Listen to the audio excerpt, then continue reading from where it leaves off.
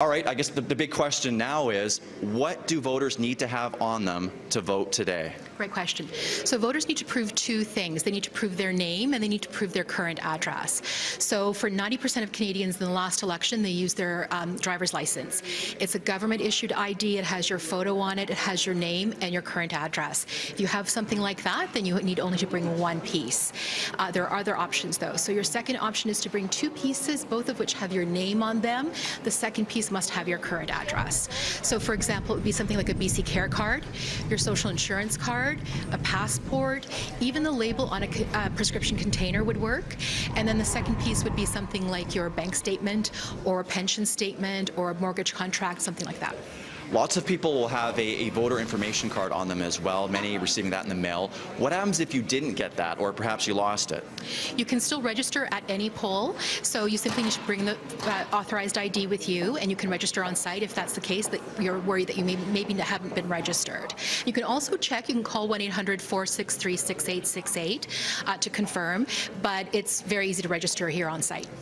Already around 3.6 million Canadians have voted over the Thanksgiving long weekend. And we were hearing there was lots of frustration during that time. There were lots of lines. There was actually one Elections Canada worker actually quit, saying it was disorganized. What is Elections Canada doing differently today here on Election Day? So it's good for people to know that no matter how you vote, so there are fundamentally three different ways to vote. The process is different for each way. So for special ballot voting, it's different than for advanced poll voting, then it's different than for Election Day. So the important thing to know about Election Day is it's much faster because we're equipped to deal with more than 80% of people who choose to vote on Election Day, and it's also a paper-based system.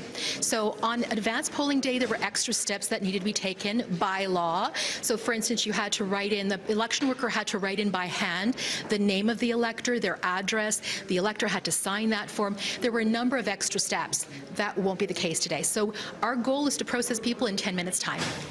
Let's say tonight it's about 5 to 7. Somebody's walking to the polling station. They see a massive line outside. Are they out of luck? No. So it's really important to know that no matter how long the line is, as long as the people have been in the lineup before 7 p.m., they will be processed. So what happens is that as soon as it's just before 7, an election worker is sent out to stand at the very end of the line wherever it ends at 7 p.m. It could snake around the building, it could snake around the block. And that person is considered to be the marker. And everybody standing ahead of that person is considered to have arrived on time before the polls close. Anyone afterwards is considered to have arrived after the polls closed. Thanks for joining us this morning. My pleasure. There you go, Jody. Voters now have just under 12 hours to cast their ballot today. Jody? Great information. No one has an excuse to not get out there and rock the vote. Thanks.